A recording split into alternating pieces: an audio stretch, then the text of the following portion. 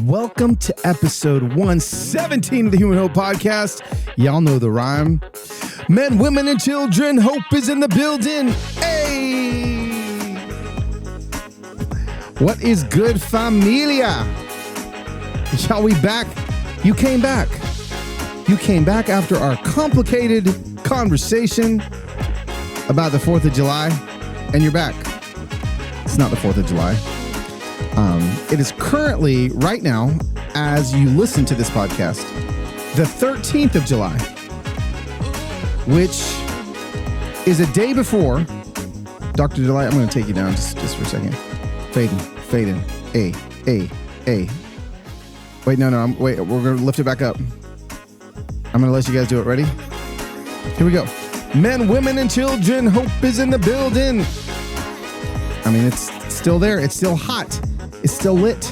The 13th here of July, the day before, I am on Good Morning America. Mom, I've made it.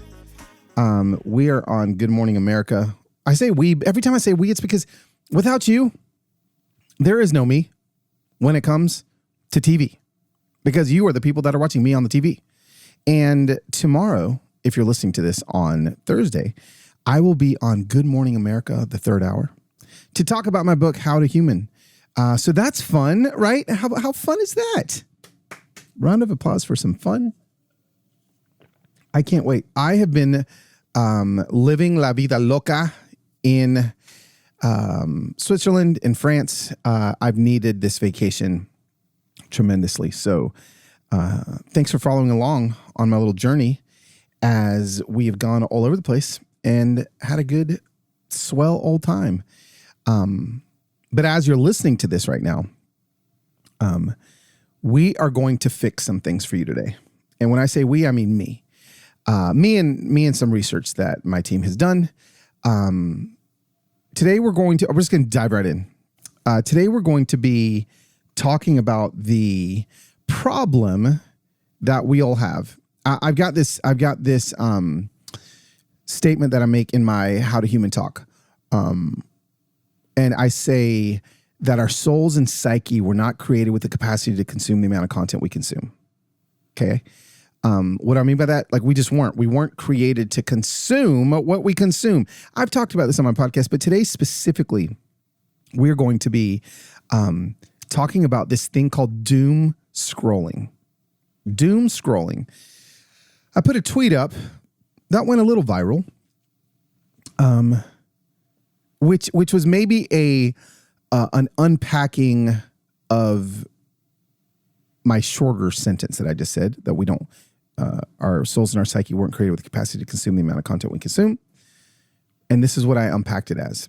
Just a reminder that you do not have the emotional capacity to peruse people's raging opinions for hours on end, which so many of us do, myself included. I didn't say that part. And then I kept going, ... Your friends and family can see the weight of all that borrowed rage hanging off your shoulders and dragging on the floor as you walk throughout your day. They can. Trust me, they can. Y'all know those people that are just always angry because of the last thing they read on Twitter. Sorry, I keep interjecting my own thoughts in my own thought. Even if you can't see it because you're used to the weight, stop the doom scrolling, mute the cynics, and watch as your shoulders lift and your lungs expand with more ease than they have in a long time. That quote was by Carlos Whitaker. That quote was by Carlos Enrique Whitaker Guzman Archibol Cabello. We are not designed to continually consume content. But the apps are designed to keep us consuming. I've called this story stress before. Story stress is the stress that we place on our shoulders by not only consuming bad news but consuming good news. So they call it doom scrolling because you're just consuming doom, right? Like it's just like doomsday. Everything's so sad. Doom. But I don't think that that's the only problem. I think of just scrolling in general, the massive amount of content Good news or bad news? We have actually kind of deified ourselves. We have made ourselves little gods. My view is that God knows everything. This is my view, okay? God knows everything. He's omnipotent, omnipresent. He's everywhere at all times. And suddenly we now have the ability to be omnipresent. I can be here recording this podcast while on my phone scrolling and seeing what's happening with my best friend in Southern California. Therefore, I can actually experience being two places at one time. That's not human. My book's called How to Human. That it's just not. Now, it can become more human. I think humans are adaptable. I think, as Marie Forleo says, everything is figure-outable. I think that we can continue to grow and move and shift. But I don't think that we were created to carry all that. And again, I've talked about this study where just the amount of content that an average American consumes the first 15 minutes they're awake is the same amount of content that my great-grandparents consumed in a month. And we wonder why we are having not only a crisis of like conspiracy theories and all the things, but like we wonder why we're having a mental health crisis. I think we're humaning wrong. Your digital life affects your physical life and thus affects your interpersonal relationships. There is a value of being well-informed. There is. I think there's a great value. And I'm going to talk at the end on some of the ways I believe that we can continue to be well-informed. But what's the value of being informed of every single tragedy? If it leaves you too full or angry, or honestly, what it's turning into is turning us into being apathetic. Now, like we don't even know how to hold the sufferings of our loved ones or our neighbors because we're holding the sufferings of far too many people. Think about it. Let's go back 100 years. Let's go back 200 years. Like the only thing that people had to carry was the pain and the trauma and the tragedy of their local community. The baker was worried about their farmer friend who had an accident or their kid's sick, and the whole community comes together and pours into what it is. You look at the Amish community, they literally don't drive cars for the specific reason of making sure they are available to each other when somebody is in need. Do you guys know that? That's actually why. It's not like they don't believe in wheels or moving. They just don't want to be too far. If they had cars, they'd be too far apart. If somebody's barn burns down, then they can't fix it in a day, which is what they do. How do we get back? How do we get back to where we need to be? I just think that we know too much. We know too much. Question to ask yourself. If the doom scrolling is making you angry, is your anger more valuable than your empathy? Let's think about that for a second. Let's unpack that. What do we believe holding anger can accomplish as opposed to holding empathy? Because a constant stream of bad news or just consuming content in general is going to make most of us angry. Okay. Unless you're doing nothing but watching Bob Ross videos. I almost said Bob Goff videos. And suddenly I have a picture in my head of Bob Goff painting happy little trees. So we hold anger more valuable than we hold empathy. If we begin to look at empathy as the thing that we need to hold, I honestly believe we become better. How do we do that? How do we get there? Well, we don't fatigue ourselves with the with compassion, right? Like I think it is fair to say that there is such thing as compassion fatigue. I think that it is fair to say that if we see too much bad news, it is going to exhaust us. And it's going to get us to the place where we become numb to those things. And if there's one thing I don't want us to get numb, it's our empathy and our compassion. We're only built for so much. We're only built for so much trauma, gazing, doom scrolling.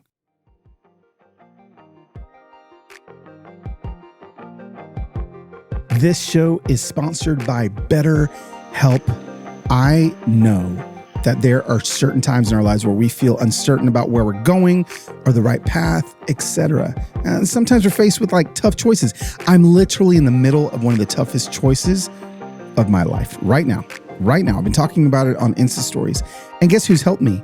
My therapist, right? So again, whether we're dealing with decisions around career, relationships, or anything else, therapy lets you stay connected to what you really want while navigating life. So you can move forward with confidence, and not only confidence, but excitement. Like when I talked to my therapist about my big decision this week, like I left feeling like I could breathe. And how about the fact that you don't have to get in your car, go to an office, drive somewhere in order to get therapy? You get it on your phone or your laptop. It's entirely online. All of it designed to be convenient, flexible, and suited to your schedule. All you got to do is fill out a brief questionnaire. Let's see it, Human Hope Familia. I would love for you guys to go to betterhelp.com. Okay? So let therapy be your map with BetterHelp. Visit betterhelp.com/humanhope today and get 10% off your first month. That is BetterHelp, HELP.com/humanhope.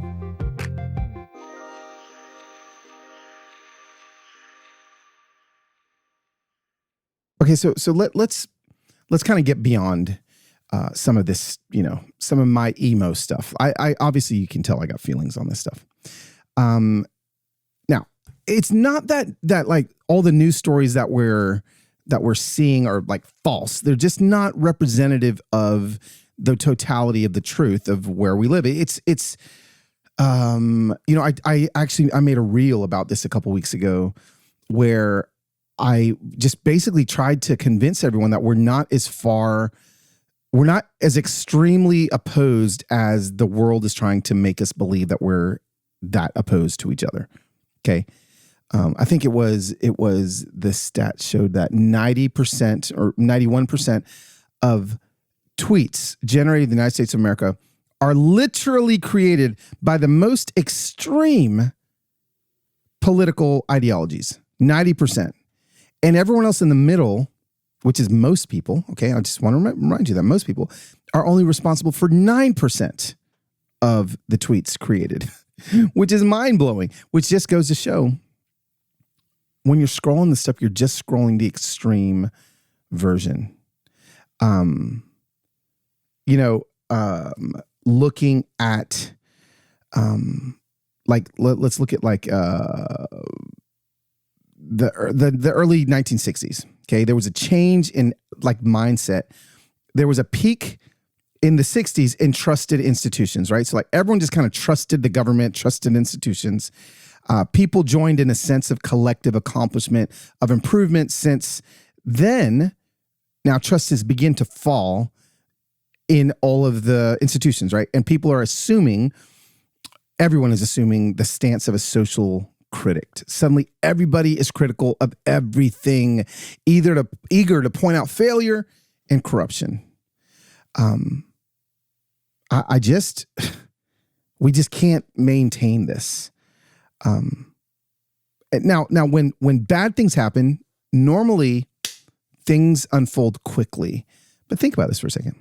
When good things happen, good things normally unfold really slowly. Now, so where does that set us up for? Well, it sets us up for not seeing the good things as much as we see the bad things. There's great Instagram accounts. My friend Michelle runs Good News Movement, and she literally is nothing but good news all day long. But there's a reason why they're like the nightly news isn't good news, because it doesn't pay. So I mean, it's just common sense that of course the news is going to lead with the doom.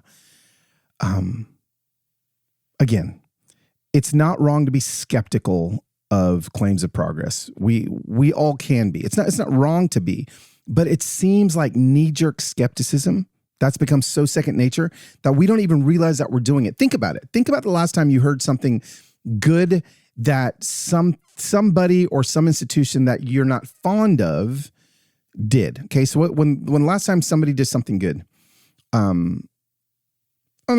wish I could find a YouTube clip of it, but I've seen people on YouTube go up to, go to a Trump rally and stick a microphone in the face of one of the supporters and say, can you tell me 3 things that Joe Biden has done well in his presidency? And they can't say one. Flip it. Go up to a progressive, stick a microphone in their face, and tell me 3 things that Donald Trump did well. They can't say one. Why? Because we are so skeptical, and it's so second nature that we don't even know how to see the good anymore in people that don't look like us, think like us, vote like us, talk like us. It's just gotten so skewed. I was going to say screwed, and it has, but it's gotten so skewed. There is this one YouTube video, I can find it really quickly, of this man, Rolf Dobali, who, it's 4 minutes of him explaining 4 reasons why you should stop watching the news and why he stopped watching the news. Now, I'm not in agreement that we should stop watching the news. I believe that the news is very important, but if you would, just for a moment, entertain me by listening to Rolf and his reasons as to why. Check this out. Can you live without the news? Can you live without the day-to-day chatter about things happening, about the stuff that comes down from television and newspaper headlines? 2 years ago, I started an experiment. I cut myself off completely from the news. I threw my TV out the window. I canceled my newspapers. I deleted the news apps from my phone. And I reset my browser start page from Google News to Amazon. The first 30 days were hard, really hard. Standing in line, waiting, and not checking the news on the phone, instead pulling out a book. I forced myself not to pick up newspapers laying around airports, to not even glance at the headlines if the guy in front of me opened up his paper. But after about a month, something strange happened. I arrived in a new land. It felt so solid, so real, so peaceful. And it still does today. I'm happy to report I now have more time, I think deeper, I have more insights. Cutting out the news was one of the best decisions of my life, and I will never go back. See, news is to the brain what sugar is to the body. You can swallow limitless quantities of news flashes, tidbits like jelly beans, but these jelly beans don't nourish you. They don't give you understanding. As a matter of fact, they're quite toxic to your brain. News events are just things happening, flickering on the world's surface. But to make better decisions, you want to understand what drives these events, what generates these events. And news stories don't tell you that. News give you the illusion of understanding, and that illusion is dangerous. I came to realize the more news you consume, the less you understand the world. My website lists 15 reasons why you should give up the news. Let me give you just 4. Number 1, the brain interprets the sensational as being much more frequent than it actually occurs. And it disregards the silent risks that are not fit for the headlines. The result, you constantly walk around with the wrong risk map in your head. Number 2, news are mostly irrelevant. An average person consumes between 10,000 and 20,000 news stories a year. Let me ask you, from the thousands of news stories you have seen this year, tell me one, just one, that has allowed you to make better decisions for your private life or business life compared to not knowing it. Be truthful. Most people have a difficult time coming up with a single example. Now, people push me and they say, but you have to know if there's a catastrophe somewhere on the planet. Really? Do I? There's probably bad things happening on other planets, and I'm quite okay not knowing about them. I'm not callous. I'm just rational, just setting priorities. Number 3, news is toxic to your health. News stories constantly triggers the limbic system. Panicky stories release glucocorticoids, stress hormones that put your body in a state of chronic tension and alert. The result, your body stops growing, doesn't repair itself, and becomes susceptible to infection. You will be physically healthier if you stay away from the perpetual drama of the news. Number 4, news wastes time. If you consume news for 15 minutes each morning and 15 minutes in the afternoon and watch news on television for 30 minutes before bed, you waste productive hours, totaling a workday a week. A day for what? If news gave you a competitive advantage, journalists would be the richest people on the planet. They are not. Quite to the contrary. Today I realize to have a real competitive advantage, you better stay out from the news stream. So what should you do? Go cold turkey, make news inaccessible, read long, solid magazine articles that give you perspective, read books that explain the world's complexities. Try reading a book a week, better 2 or 3. History is good, biology, psychology. Have fun reading and talk to people who really know. And I guarantee you, if something truly important happens, you will hear about it in time from your friends. And don't be shy about discussing your news diet. People will be fascinated. My advice to you, go deep instead of broad in your search for knowledge. You will be more healthy, more wealthy, and more wise. Thank you. Okay. I'm not into everything he said, but I love what he said at the end. Go deep instead of going wide. I'm not going to cut off cold turkey, but one way that I have made a decision to consume my news is different than I've done it before, and I've been doing this for a couple of years now. I stopped using Twitter as my news feed. That was like my news feed, and I subscribed to this thing. It's really cool, called a newspaper. And every morning when I walk out to drink my coffee on my front porch, there it is. I don't know who drops it off in my front yard, who throws it. Again, I think the joke in my head has always been it's a guy named Biff in a Trans Am with a mullet, and he throws it in my yard every morning. And I get to consume the news, and I read it, and it's great. And guess what? I don't watch the news anymore. The rest of the day, I don't scroll Twitter for the news. If something happens that I need to find out about, guess when I'm going to find out? The next morning when I open up my newspaper. Like, I am like straight up Leave It to Beaver news reading dad. It's so important that we begin to understand that it really is bad for us to read constantly and to consume constantly. The majority of Americans self-report that the news causes stress and anxiety, and yet the majority also self-report that they check the news multiple times a day and check social media on top of that, which often also includes news, as well as, listen to this, as well as bystander captured media, which intensifies the information that we're consuming, which has increased in popularity since the rise, obviously, of the camera phone. Now, I've got a lot of friends that work in the news. Okay, I'm not saying the news is bad. I'm just telling you there's a certain way to consume it. The added stress of negative news can exasperate personal worries that are completely unrelated.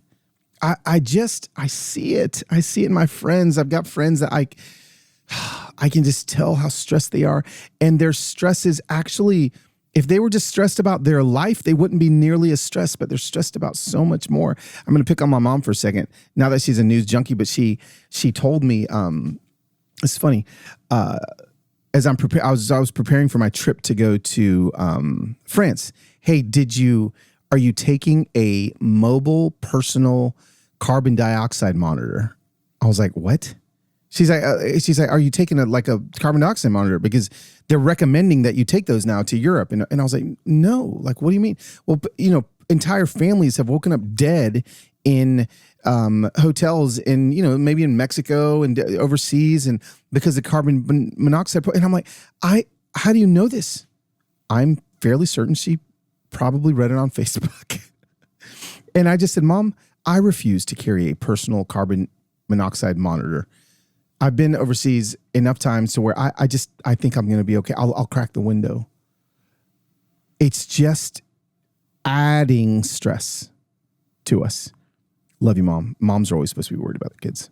But just understand that it adds stress.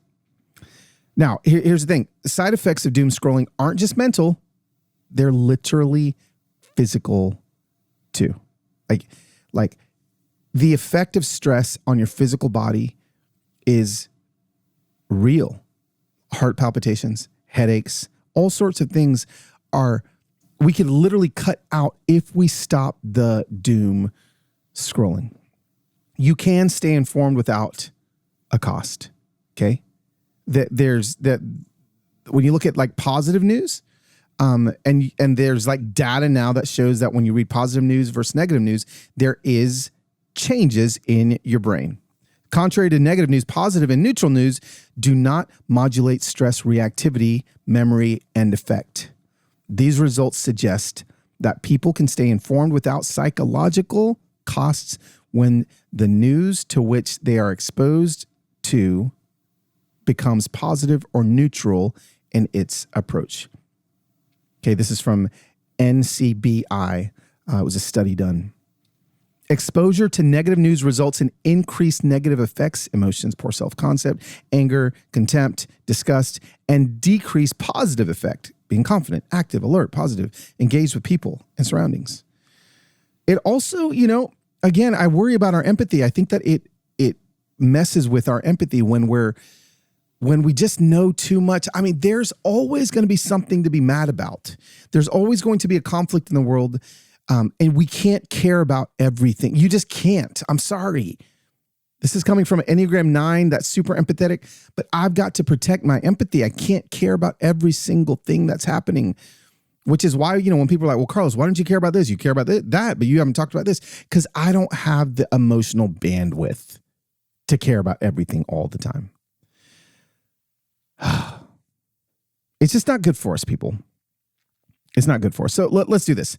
Let's lean into again. I feel like this podcast is depressing because we get it. It's bad. Like social media is designed to keep us addicted. Okay. So what do we do? Well, let's get some actions.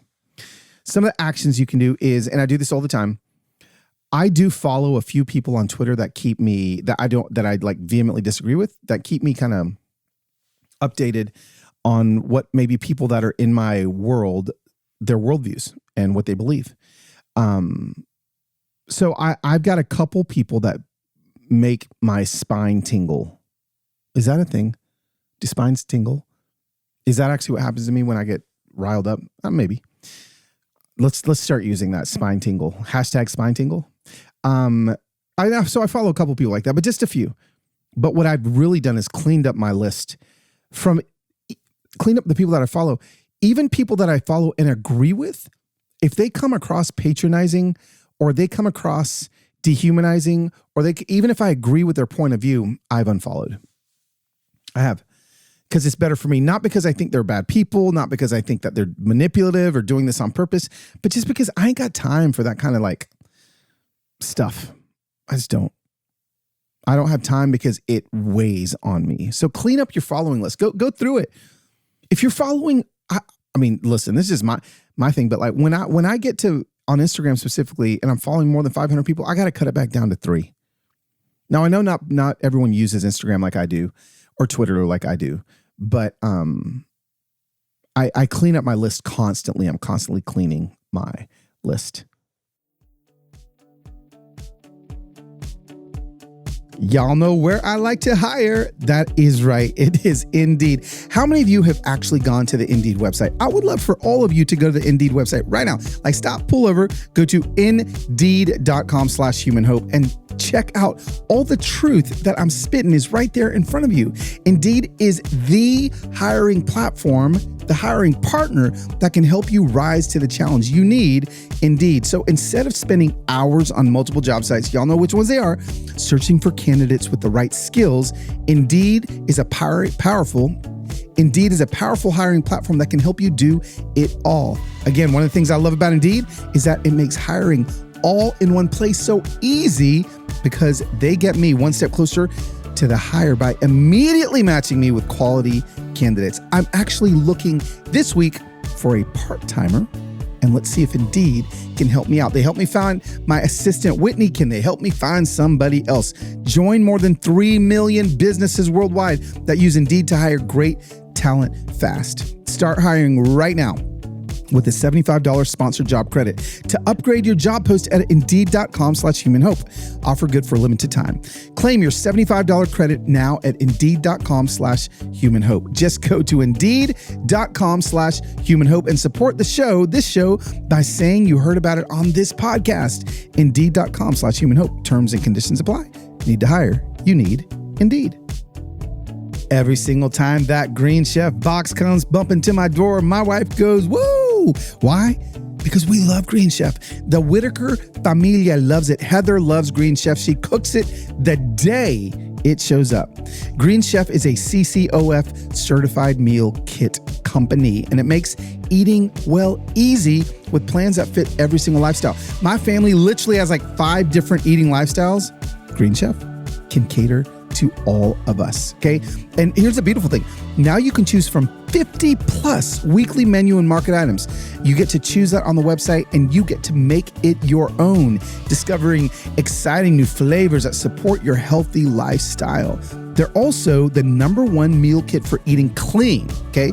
So feel your best with this delicious, nutritionist approved recipes featuring clean ingredients with no artificial colors, sweeteners, high fructose corn syrup, and limited added sugar and limited processed ingredients, right? You get to choose from recipes featuring lean proteins like turkey, sockeye, salmon, barramundi. I don't even know how to say that fish.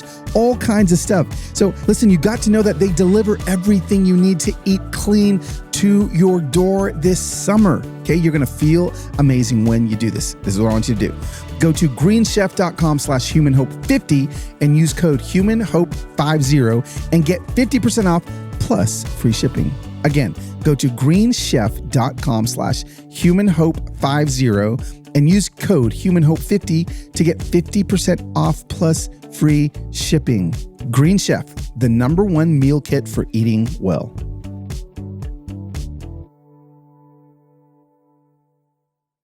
Turn off push notifications. The push notification, all it's meant to do is get you to open your phone up, and you know what happens when you open your phone up to swipe away from that notification, your finger automatically goes to Twitter, or Instagram, or Facebook, or whatever it is that you're addicted to. And then boom, you're scrolling in TikTok. 15 minutes later, you're like, wait, what did I just do with 15 minutes of my life? Turn off the push notifications. Literally have phone-free zones. Do y'all have those? Have phone-free zones in your house.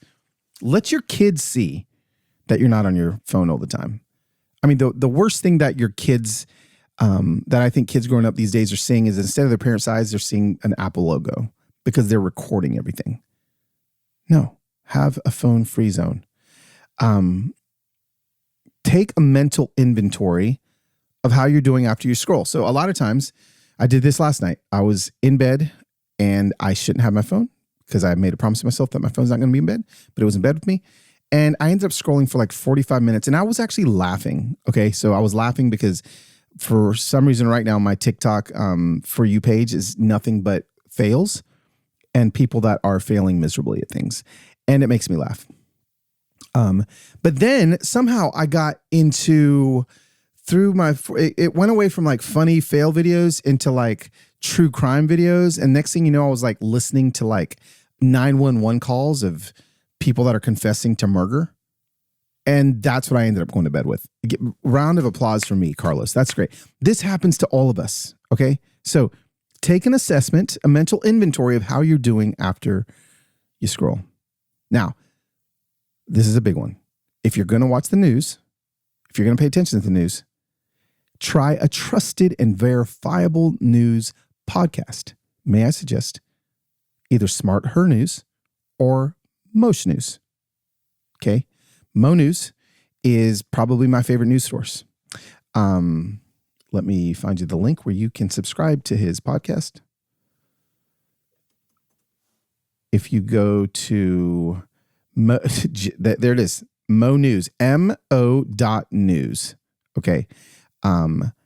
He's got a subscription model and probably one of the best journalists, neutral, nuanced, that you can find out there. So anyway, there's a lot out there. Find one. And then ask yourself this question. What is the quality of the news you're consuming? Is it constructive?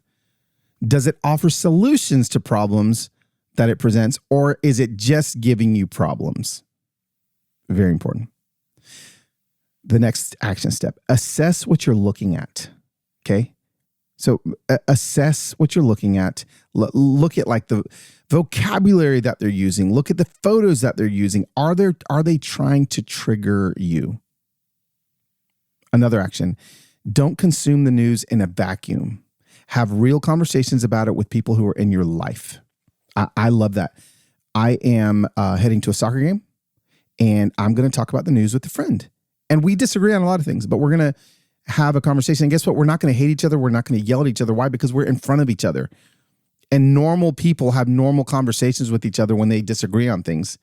I promise you that we've been convinced that that's not how it is, that we're just supposed to scream and yell about everything we don't agree with, when sometimes we can just move along. I mean, how about this? Participate or act on issues that you actually care about rather than just consuming headline after headline. If you are going to post something on your Instagram about some conflict in the Middle East and refugees coming in, and I can't believe that whatever's happening, I'm just making this up, okay? But I don't see you in the next story going down to greet those refugees that are coming and bringing them food, then what actionable step are you actually taking besides complaining? There's one. If you care about something, actually do something. Participate in something. How about this one? Try to balance. If you read a negative story that makes your spine tingle, as I said, why don't you, for everyone, find a positive story? Yeah, kind of go back and forth like a seesaw. And again, just step away from the screen to process what has been upsetting. Take a walk, write about it, journal, talk to a friend. I just, at the end of the day, want all of us to know, this is what I want at the end of this podcast. I want you to be like, you know what? That was some bad news. But Carlos told me that I can feel better about it if I have a little news rhythm, if I don't doom scroll, and you can still stay involved. Like I still love Twitter. I use Twitter a lot. I just don't scroll the news. So the people that I've started following on Twitter are like, I'm just addicted to soccer. So like they're mostly it's soccer takes. And I'm enjoying it again when I finally stopped consuming the news, again, remembering that 91% of the tweets that are created in America are created by people on the extreme edges. It's true. So what are you going to do? What are you going to do? How are you going to make a decision this week? I'm not going to let all the things that I'm consuming continue to destroy my perspective that we are living in a good world. And sure, the world's broken, but humans are inherently good and inherently desire to rescue other people. I think that's where I want everyone to get to. I think it's important. And I love you. And that's why I decided to have this conversation with you. Thanks for letting me have it. Dr. Delight. That's not Dr. Delight. Dr. Delight. Hey. All right, friends. I love you. Hey, hold on. Do the rhyme with me. Ready? Men, women, and children. Hope is in the building. Okay, guys. Thanks for listening to the doom scrolling episode of Human Hope. I'm going to be back next week. Next week, we got a guest coming back now. So I'm back into the guest world. I've given you a couple episodes of just me. Hopefully you enjoyed them. But I think the conversation next week you're going to love. Love with a capital L. Capital L-O. Love. Just thanks for listening. Hey, you know what's helpful is if you share the podcast with your friends, share it with your family, review it and rate it in all the places. And I'll see you next week on another episode of Human Hope.